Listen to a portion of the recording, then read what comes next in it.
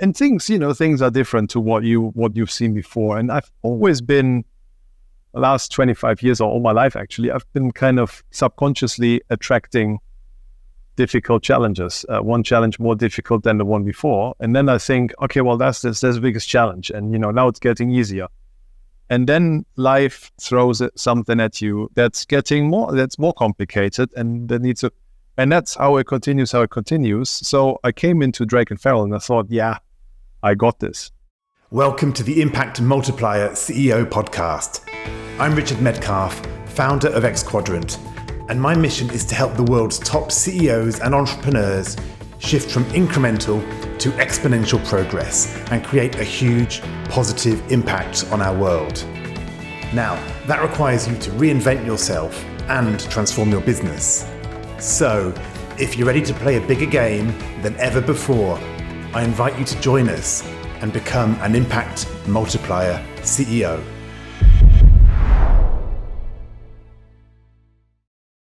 In this conversation, I speak with David Engel. David is somebody I have a lot of time for. He's been a client, a one-to-one client. He's been a part of my CEO community, Rivendell. And what I love about David, he's a strategist. He's organized. He's highly accomplished in both the corporate space and also as an entrepreneur. But he also brings this sense of mission and sense of purpose. And he's prepared to do the hard work on himself in order to multiply his impact. Exactly my kind of person. In this conversation, we look at his story. How did he get clear on the inspiring mission that he was on, but also that his company was on? How did he transform the company from being actually run by the founder as more of a lifestyle business to something where he was investing, leading with purpose, and really striving to make a difference? We also look at the impact of a community around him, of trusted CEO peers, people pushing him out of his comfort zone, how he organizes his life to focus on the big things and the little things, but actually get rid of the noise in the middle, which is really fascinating. And many other things as well. So what I love about David, as I said, is he's a strategist, but he's also got a heart. He's really on purpose. And so I hope you enjoy this conversation with David Engel of Drake and Farrell. Hello, David. Hi, I'm well. Hey, I'm really looking forward to talking, David. You and I, we've known each other for a couple of years now. You've been in my CEO community, Rivendell. We've worked together one-to-one. I've worked with many of your team in different ways. So I kind of know a bit about your journey, but I think it's going to be a nice time over the next few minutes, really just to kind of go to some different places that we've not been before together and explore. Let's jump into this story of impact, because one thing I know about you is, as CEO of Drake and Farrell, you're on a mission to rid the world entirely of the electronic waste mountain that accumulates over 60 megatons every year in the world. And I'm always curious about purpose. So did that purpose just, you wake up one morning and that, you thought that waste mountain is bad? Or did you just kind of like buy into this company or whatever, and then decide, actually, this is quite a good purpose after all? So kind of how has your own personal purpose evolved, as you took the reins of this company? Oh, they say that, sometimes one's purpose presents itself through the circumstances of your life, which, to an extent is very philosophical. But there's a little bit of truth in that in my journey.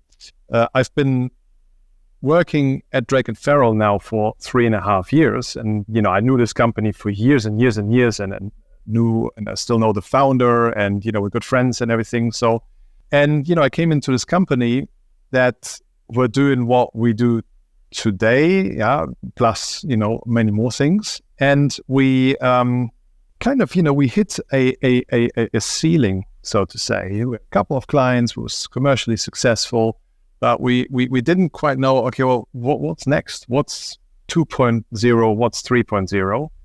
So I came in and thought about, okay, well, what is it actually? What is it actually that we stand for?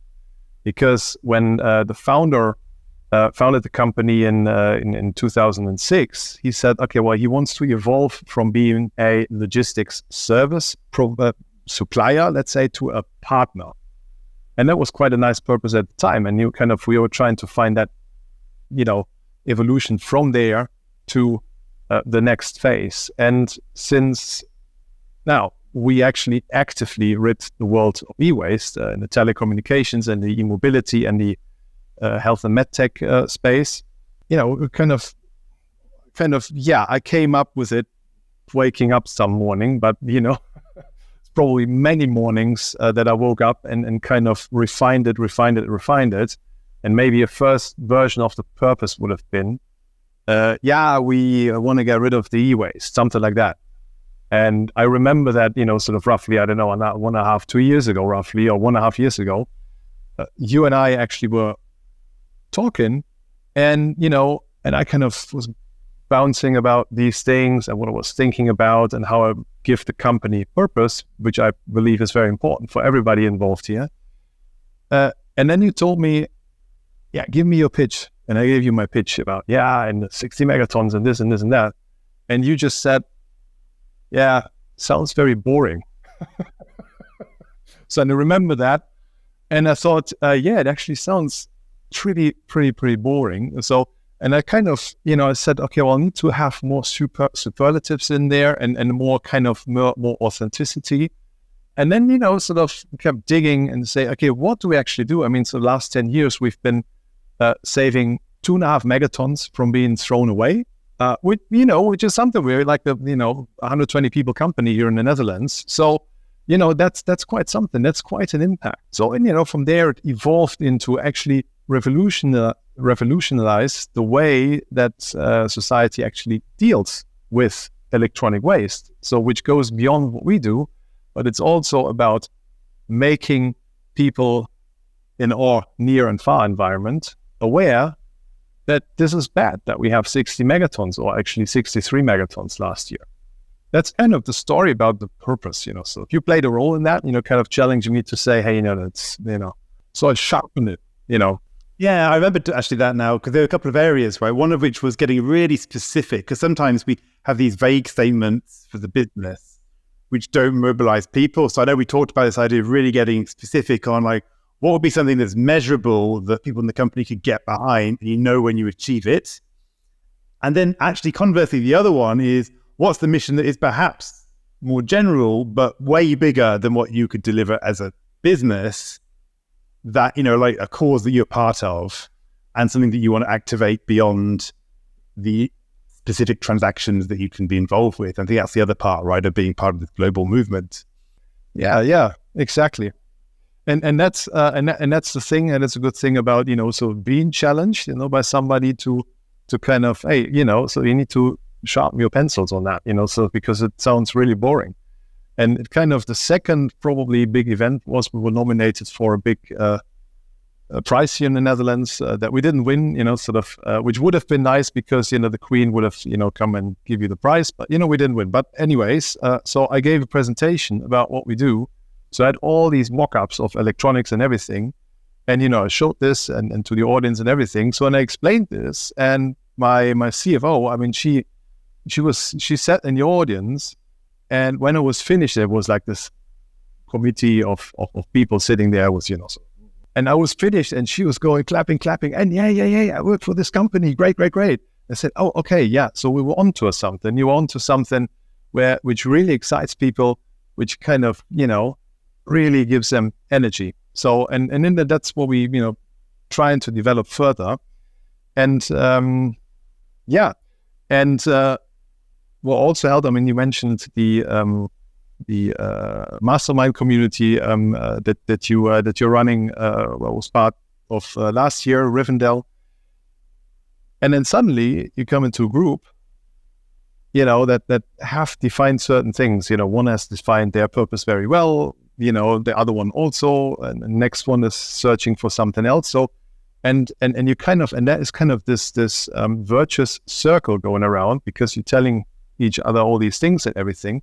And yeah, that also, was probably also one of the compelling events that kind of sharpened my pencil on our purpose. Yeah, I mean, what I remember in Rivendell was a couple of things. First of all, you said, we're quite an eclectic group because we've got, different sized businesses, different geographies.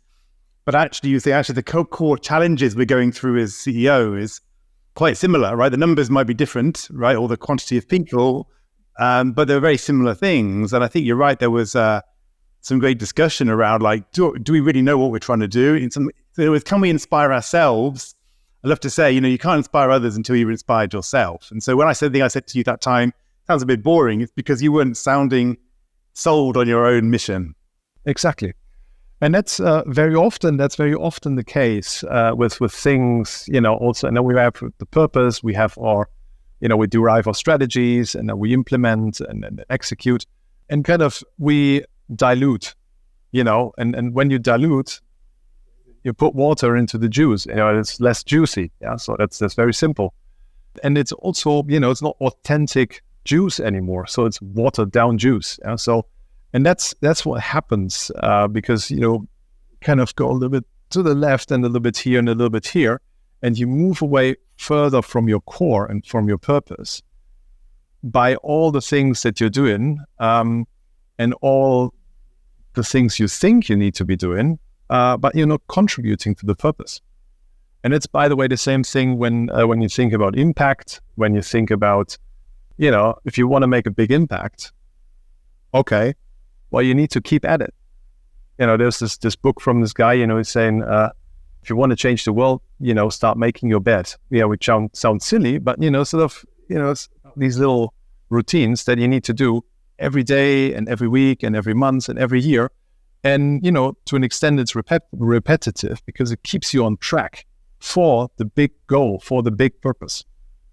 Yeah, absolutely. Well, you're speaking right to me, actually, David, in this moment, because, I got clear over the last couple of years, on my purpose, which is I really want to work. I do work. I am working, with the top leaders who are changing the world in different ways. But I need to keep my intense focus on that and expanding my impact within that field rather than getting distracted by, here's somebody who wants to get a promotion, right? Or here's somebody who, there's something minor. I mean, I can help on those things. I do have some programs for that, but at the very high level, it's like, how committed am I going to be on my mission that I'm going to do anything to make that happen?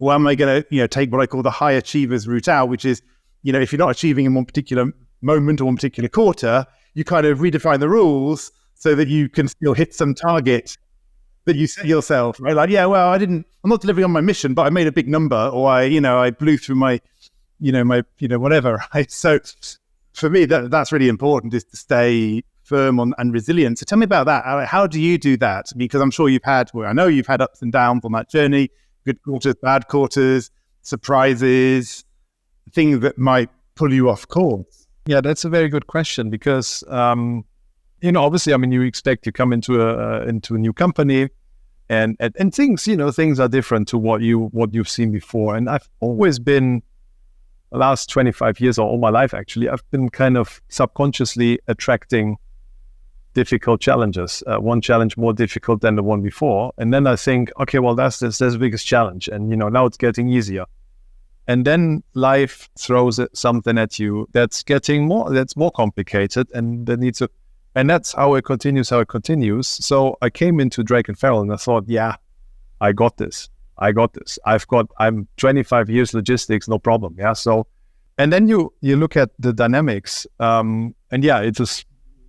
it's a smaller company. However, you've got the same issues, the same wins, the same problems, the same everything than in big companies. And so it came to me as a little bit of a revelation to say, oh, what the hell? Why do we not? So how does that? And why do we not? And why can it not work like this? From there into a more serene mode where I'm saying, oh, hang on, so I'll need to step back. So analyze more, dig deeper into the things and work more qualitative, let's say, so whereas the 25 or 20 years earlier, I've always been working also a lot, speed is very important and, put a lot of hours in and then these kind of things. But kind of during journey here, Drake Farrell, I've come to realize that, I need to work more on the essence, more qualitative. So if you spend 5 hours on something and then you solve it and that makes a big impact, And then you reflect on it and you said, oh, okay, that's how it works. So then it dawns on you that you need to seek these high impact activities where you can be contributing towards. Yeah. And that doesn't mean that, sort of, I don't make my own bed. Of course I do. Yes. But that's the basis. But, but you can't make the big impact in the world without having had breakfast and got dressed and, these routine things that you need to do. So what I do is I'll do those routine things, including sports routines and things like that, so very early in the morning, but I'll also, focus on those big things. I'm trying to get that balance in between. And the middle, that is the danger. That is where the distraction lingers in the dark, Yeah, it's a great point, right? Because you have the high-end activities, the really big ones, but then you have also, as you said, the really important things, like you've got to maintain your energy, your creativity, the foundations for those. And it's the stuff in the middle that's not really doing anything so important that we got to be careful of. So that's a beautiful way of putting it. I think what you're saying is it's actually about quality. It's like we need to do quality and not quantity.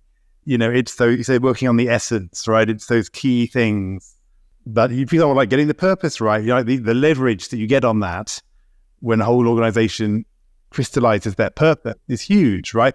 Much better than doing a whole bunch of tactical things in the same period of time. Yeah, exactly. And the interesting thing about that is you need to find that essence yourself, because, nobody tells you that. And certainly in a CEO position, and, I'm sure that my fellow, senior leaders out there will agree, there's nobody telling you, there's no shareholder telling you the essence and what you need to do. There is no other stakeholder that tells you, okay, well, this and this and that. What they tell you is expectation.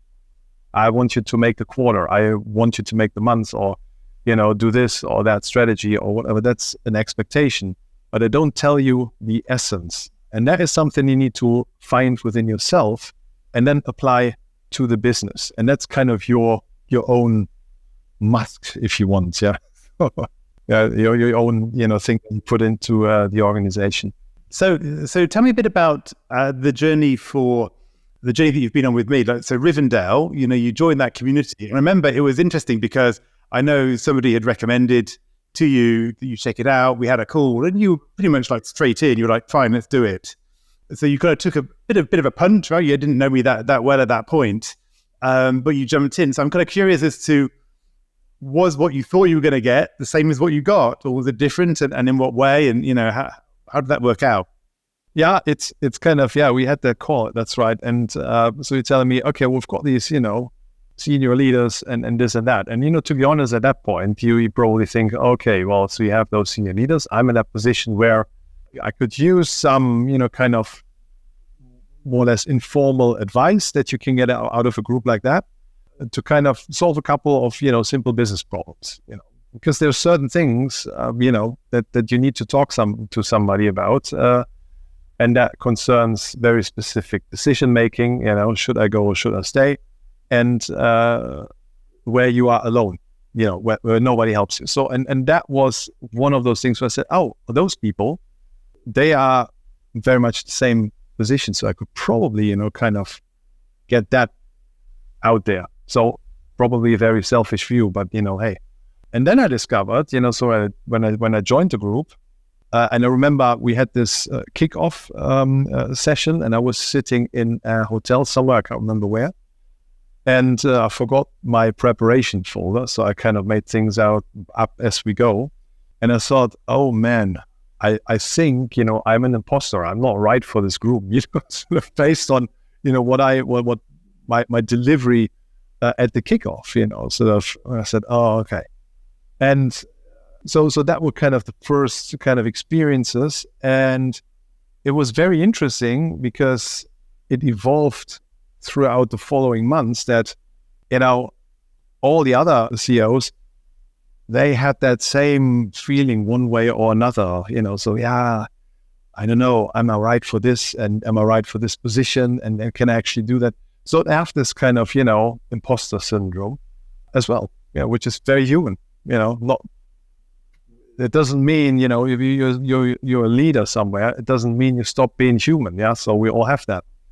But, for me, it's helped throughout the course of Rivendell last year. So kind of to, realize that in myself and conquer it thus better.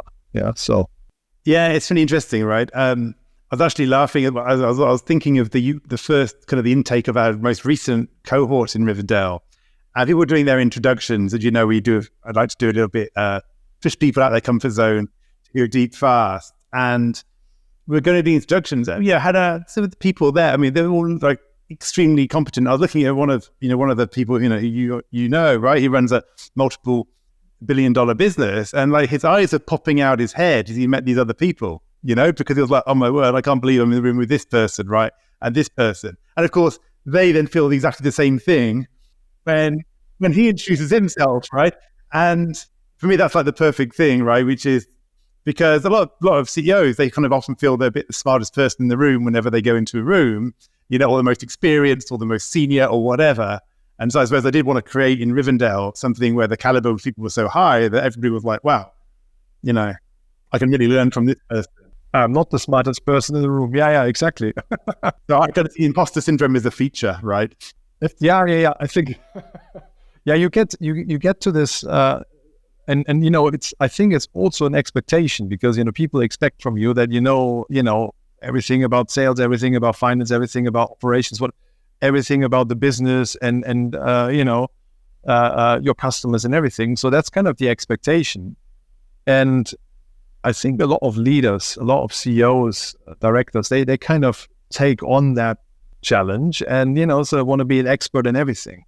But I think, I'm not an expert in IT, for instance. I know a little bit about IT, the very high level, but I'm not the expert. And you need to kind of realize that you are not, and that you need help, that you need somebody, and then it's about, you trust somebody to do that, and that can be the chief commercial officer, can be the CFO, can be the CIO, and you need those people that you can trust that do that function and they're experts at their function. And what you then do is you help them and you coach them and you enable them and you facilitate and, them to do their very best. And because you do that all the time, you're kind of alone. Yeah. So, and you come to that group at Rivendell and suddenly, people do that for you. And you think like, oh, great, for a change. Yeah, it's nice. Yeah. And here's one more thing that I also took from the group back into my company that, I'm allowing more often than not, people from my leadership team or from the entire team to kind of help me on a certain thing, and kind of encourage them to challenge me more, criticize me more, and, do these kind of things because that makes the company stronger, sort of that, that process. Yeah, not feeling you have to do it all. Yeah, and make all those decisions. Yeah, that's great. So what I'm hearing is you came in thinking I'm going to just get a few kind of tactical tips from these other people. But then I heard there was some deeper stuff around confidence and not being an imposter, not being an imposter, and something there around kind of just that support network as well as it. Yeah, exactly. Yeah, and that comes from not only the experience from the other people, but it just comes through also little things like, hey, I've had this challenge before, and that's not only helping you solve that challenge better, but it also gives it a feeling, hey, it's not a big deal. It's not a big deal. You can actually work this. You can actually do this. Yeah, and it's actually okay. Yeah. So, and that's the transformative part of it. Yeah. So, also through those little things. I hope you're enjoying this conversation. This is just a quick interlude to introduce you to two transformative programs that we run. The first is Rivendell, my exclusive group of top CEOs who are committed to transforming themselves, their businesses, and the world. It's an incredible peer group and a deep coaching experience that will push you to new heights, no matter how successful you've already been. The second is Impact Accelerator, a coaching program for executives who are ready to make a big leap forward in their own leadership. It's regularly described as life-changing, and no other program provides such personal strategic clarity, a measurable shift in stakeholder perceptions, and a world-class leadership development environment. Find out about both of these programs at xquadrant.com/services. Now back to the conversation. Yeah, beautiful. So let's kind of perhaps move on in the journey, because I know that then, we decided to start working together one-to-one. And so tell me about can go back to multiplying our impact, right? Which is the name of this podcast. So in what way are you trying to multiply your impact? A year, an extra year down the road, perhaps, from when you first joined Rivendell. And what, if you like, why did you say, well, hey, let me go deeper with Richard? What was that? What was the motivation for that? Now, for me, the impact, multiplying the impact, is very clear to me, because, and it's derived from my purpose, because, I'm doing something good for society. Yeah. So, and that's what we deeply believe. And the more impactful we can do this, the better it is. So it's a very simple equation. Yeah. And so after Rivendell, I've been kind of saying to myself, all right, okay, so I want to, really go deep on that. And so deep on how do I put myself into a position to even increase impact more? Because it's obviously something you achieve a big impact today doesn't mean, same thing happens tomorrow. You need to keep at it, and you need to keep being challenged, and you need to keep being pushed, and you need to be, coached, advised, and, all these things, and that led me to kind of, work. We were working one-on-one because that will help me to increase the impact ever more. Yeah. So, and if we have 10x tomorrow, okay, that's fine. So then I want 100x the day after, just to put it in very simple terms. So it's a continuous journey, and but you know what I mean, yeah. yeah. No, I do. I mean, and in fact, I think one of the pitfalls sometimes that as high achievers might actually fall into, not careful, is actually, again, defining our scope so that we're always doing really, really well, right? In other words, because we're delivering our numbers, we're hitting our numbers. One thing I've been experimenting with is like, well, what is a room that I cannot get into at the moment, right? Like, what is, what's a conference forum? It might be a government body. Where can't I get access? Like, perhaps it would be really impactful if I could, but it's at the limit of my own influence and ability, right? And almost setting myself up new games where I suddenly feel that I'm a beginner again, and not within my zone where I feel I'm known or appreciated, or I'm well in my comfort zone. And that can be quite a scary journey, right? Because we have to do the inner work of, am I prepared to be uncomfortable as we go into those new areas? So I suppose as you've been thinking about that, and exactly, that's exactly what you're saying, because when you do that, you are a beginner again. So what you're doing is and I hate this, kind of, get out of your comfort zone. I hate this kind of, what I like is stay in your uncomfort zone. So then actually when you begin something, you are in your uncomfort zone because it's kind of new. You don't know anybody. You go to that conference with 100 people, you don't know anybody. So it kind of feels awkward to talk to people and everything, unless you're the sales team at Drake Farrell that can talk to anybody.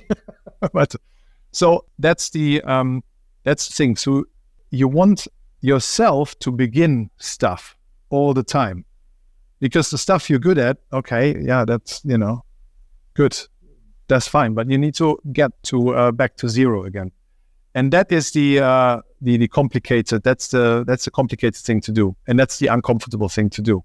Yeah, I love that. I think we should make a T-shirt saying, don't get out your comfort zone, stay in your discomfort zone. David Engel, I think that could be your quote. Probably so. There's this other thing. There's this book from this marathon athlete, whatever, who's also a bow hunter, and he's saying, nobody cares, work harder. What he means with that is, for yourself, get to zero again. Go back to zero, and start from there. And, I like that notion. And, it's also a good example about, what you just said, to have that all the time. So let's talk about that in the context of resilience, because what I know is that I think you've put a perseverance is a key value for you, I think, and we talked earlier on about getting clear on our purpose and sharpening that up, getting on fire by it. But then, how do we how have you found it staying on track on that as all these things come in, and as you want to play a big game or you get hit by something else? How do you stay on track? Well, I've got my, let's say, physical routine. So, go running every day or every morning, actually 6 o'clock, and including Sundays and all that kind of. So I always do that to kind of have that win over myself, sort of the win over the compliant, the lazy me, sort of that wants to stay in bed and everything. So, I just do that and have that moment of uncomfort, and I'm there. I've won the day. So, and I've achieved that first little thing. And that can be very different for anybody, but that's what's working for me. Sort of, fight myself to win the day or the morning or whatever. And that kind of over time makes you resilient. But what also makes you resilient is, we think about resilience about, sort of these warriors, that can take anything. And so, but actually, if the shit hits the fan, you want to panic. So you want to and you want to shout and you want to swear and you want to do this and everything. That's what you want to do. But I think in that moment, when the shit hit the fan, it's actually not the right thing to do. So what you need to do is you need to stay perfectly calm and look for towels, so cloths or whatever. So that's what you need to do.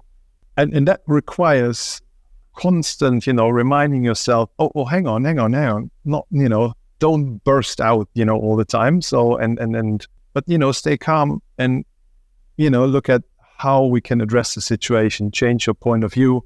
I don't know, have another analysis done on your monthly numbers or whatever.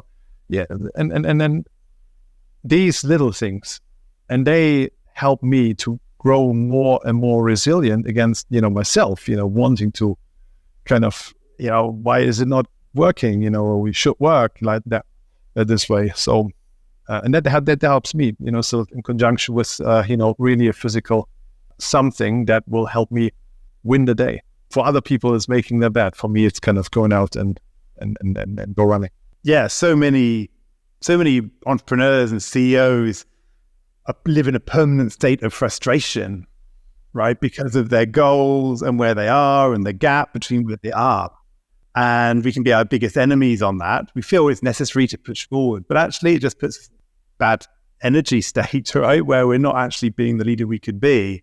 And I've definitely, one thing I've really admired in you, actually, David, is that you've wanted to do that work, right? I mean, you're a strategist, we can talk on the level of strategy and, and structure, and we do that. But what I also enjoy is the fact you were really like, no, let's go as deep as we can. Like, let's really work on, the foundational level, the things which get in your way, sabotage your happiness in the moment, or cloud your judgment, or whatever, or perceptions you might have. And not every leader does that work, right? A lot of leaders get to that kind of good enough, I know how to kind of do this, and operate within their zone where they feel very comfortable and they can make things happen. And what I love about you is, for me, it's that real impact multiplier mindset is, well, if I'm going to go beyond what I'm currently doing, I need to do that deep work and make those investments. You need to, it starts with yourself. Exactly. It starts with yourself, and, nobody follows you. And oh, no, not follows. That's the wrong term. Nobody believes that, if you're not doing the hard work yourself. I mean, sort of, who would believe that? Sort of, you're saying, you're sitting on the couch and shouting your orders from there. Let's go and make impact, so who believes that? You need to be authentic. In order to be authentic, you need to show, okay, I can't do the IT work, but I can do other work, I can be a role model there, so that then, propels it over to a different discipline.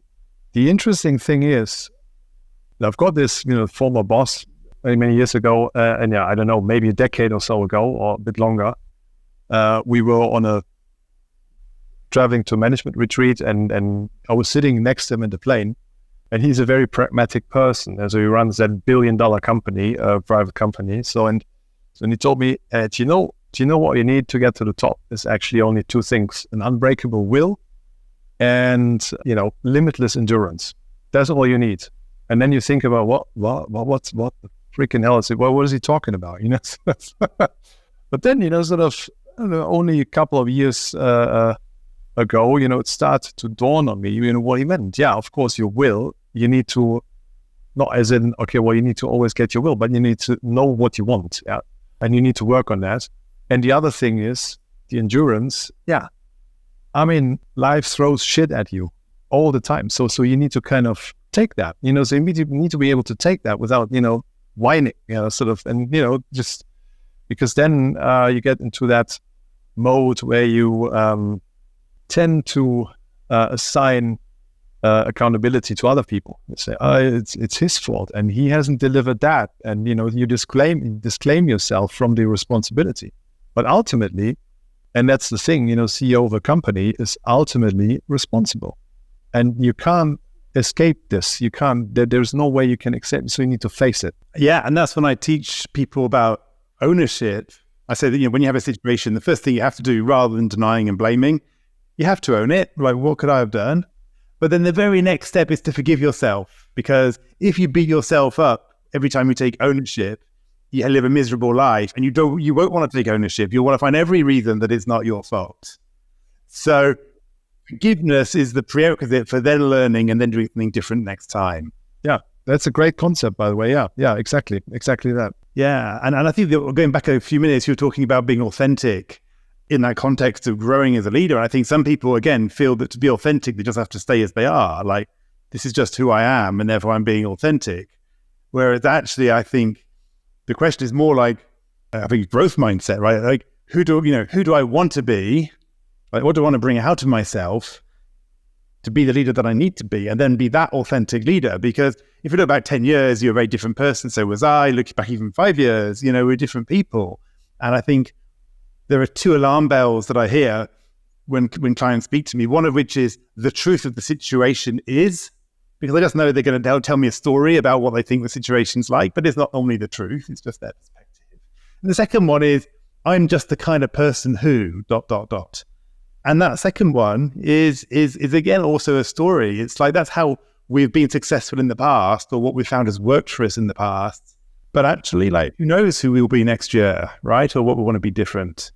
Yeah, right. There is that Dutch song that I like from this Dutch singer, the very old song. Try to translate it here. It's the past doesn't secure you in the future, something like that. Sort of, the past might give you confidence, about what you can and cannot do. Yeah, your experience and everything, but it doesn't tide you over, into the future. So you need to, and that's again, I mean, that's where you need to get yourself to the beginning again. On a big Monopoly board, you need to get to on that start field again, and get more into that, uncomfort zone, really. Yeah, that's beautiful. So David, I guess as we start to wrap up here, I guess two questions come to mind. Let's do the first one, which is, how do you want to multiply your impact and the impact of Drake and Farrell? Drake and Farrell is up to big things. I know, you're successful in the telecoms area, recycling that waste. You're now really moving in very successfully as well into the EV charging market and working with a lot of key partners there. So what does multiplying the impact look like for that business, and then for you leading it? How do you need to shift? A great question. So for the business, there is a lot of, operational and technical things, because we're moving into something like a new market with the e-mobility and also the medtech. So that means that, my key task is to get the team on board, in that mindset shift to say, all right, we've been doing great things in the telco for all the clients that we have there, and they're very happy working with us, and now we need to transpose that to different clients, which is kind of a challenging change, let's say, because it works a little bit different. It's the same model, it's the same activity that we do, but just a little bit different because the clients are different, the industry dynamic is different, and that is, I think, for me, the biggest, let's say, enabler to get the team and help them to get into that mindset and away from that's very tough and it's a tall order and this and that. So getting into that. For me personally, I couldn't be happier, sort of if the team or the individual team members are celebrating their success. So they've done something great, and so I go nuts. It's like it's great.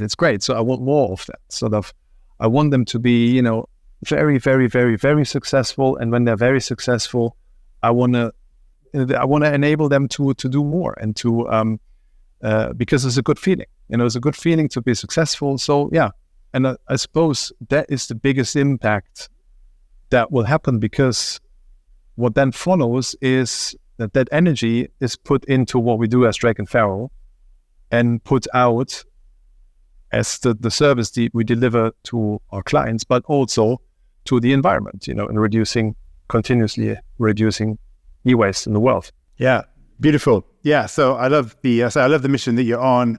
I'd say the way that you're continually willing to look at yourself as if you like, a lever, for that change in the world, right? Rather than always looking at what you need from other people, or looking at how you up your own game. And I love that in you. David, I'm always curious because, I have my own way as I talk about, the CEO group, or about how I work with people one-to-one, but you're somebody who's in the role and you've experienced both of those. So, what would, if you were talking to another CEO about Rivendell, or even about work one-to-one, and just explaining like what Richard is like, or like what the benefits like, what would you be saying to them? Who would you say is right for, or what should they expect? Philosophically, I'd probably say to them, okay, and that, fellow CEO, there are a lot of dark moments, sort of in your work. And something like, the Rivendell community would help you to perform and to be at the very best, at your personal best in those very dark moments, because that's what CEOs usually need help with. So how to be their best at the darkest moments, because all the rest is all fine. Sort of they're not CEOs because they've been not qualified. Yeah. So I think that is what I would say, and I would specifically say about the Rivendell group that it provides a sense of a very specific community that makes the guy at the top feel, okay, there are other people experiencing the same challenges that I can also openly talk about and go deep fast. Yeah, so that's what I would say to them. And yeah, obviously we're talking about multiplying the impact, and I think working with you, that goes deeper and faster and more intense and more impactful. Yeah. Yeah. Well, thank you. Hey, thanks, David. It's always hard for me to ask people these kind of questions, but it's helpful, right, to get it in other people's language, other than just my own. So yeah. I mean, you've got this. I mean, so obviously you also have been having a very, very long decades long business career. So you're one of these coaches that actually knows the business issues and topics and things like that. So which helps a lot. Yeah, I always used to joke to people that I said I'm this like non-HR person that does these HR kind of things these days, right? And yeah. Because actually, I think I do understand that, obviously the business context of people, which I think for me is important. I did a strategy for years, but I realized that the most important strategy is the personal strategy, actually like working on ourselves, because that changes the results we get, right? And often we'll look at that. We just try and intellectually, solve all the analytical components, right? And thinking that all we have to do is be smart, right? And it all will work out. And reality is that's only a part of the equation. And well, hey, that's a good place to leave it. David, it's been a real pleasure. I've enjoyed, interacting with you, in all these different contexts. But today, I think what I've really enjoyed, is this perspective, I suppose, around the discomfort zone, right? And about resilience, and about that point of actually getting to a place where we can enjoy all the chaos that's coming at us, but being so on our mission that actually, we get to do this, right? And it's fun, and we don't have to take these things so heavily as when perhaps identity is tied up in it. I suppose that's how I would summarize. Oh, very well summarized, yeah. So many thanks, David. It's been a pleasure to speak again today, and it's been a blast. Thank you very much. Seeing how Drake and Farrell keeps going from strength to strength. Great. Thank you. Well, that's a wrap. If you received value from this conversation, please do leave us a review on your favourite podcast platform. We'd deeply appreciate it. And if you'd like to check out the show notes from this episode, head to xquadrant.com/podcast, where you'll find all the details. Now, finally, when you're in top leadership, who supports and challenges you at a deep level to help you multiply your impact? Discover more about the different ways we can support you at xquadrant.com.